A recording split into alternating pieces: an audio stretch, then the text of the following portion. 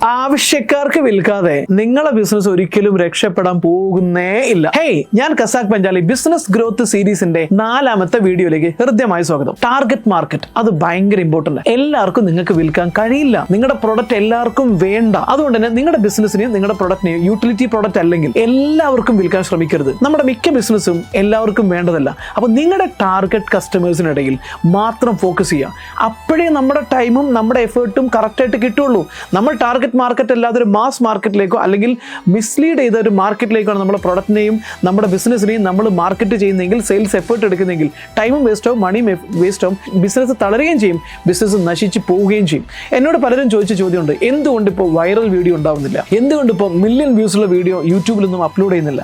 ഞാൻ അന്ന് പറഞ്ഞൊരു കാര്യമുണ്ട്, മില്യൺ വ്യൂസ് ഉള്ള വീഡിയോസ് അതൊരു ജനറൽ മോട്ടിവേഷൻ, എല്ലാവർക്കും വേണ്ടിയുള്ള സാധനമാണ്. പക്ഷേ ആ മില്യൺ വീഡിയോസ് കാണുന്ന ഒരാളും എൻ്റെ പ്രോഡക്റ്റ് 1 ലക്ഷം 2 ലക്ഷം രൂപ കൊടുത്ത് എൻ്റെ സർവീസ് വാങ്ങാൻ വരുന്നവരല്ല. ഇപ്പം എൻ്റെ വീഡിയോക്ക് 3000, 5000, 10000 ഒക്കെ വ്യൂസേ ഉള്ളൂ. പക്ഷേ ആ 10000-ൽ 10 പേരെങ്കിലും എൻ്റെ പ്രോഡക്റ്റ് വാങ്ങാൻ വരുന്നവരാണ്. ഞാൻ ഇന്ന് വീഡിയോ ഉണ്ടാക്കുന്നത് എൻ്റെ പ്രോഡക്റ്റ് വാങ്ങാൻ വരുന്നവരെ ഹെൽപ്പ് ചെയ്യാൻ വേണ്ടിയിട്ട് മാത്രമാണ്.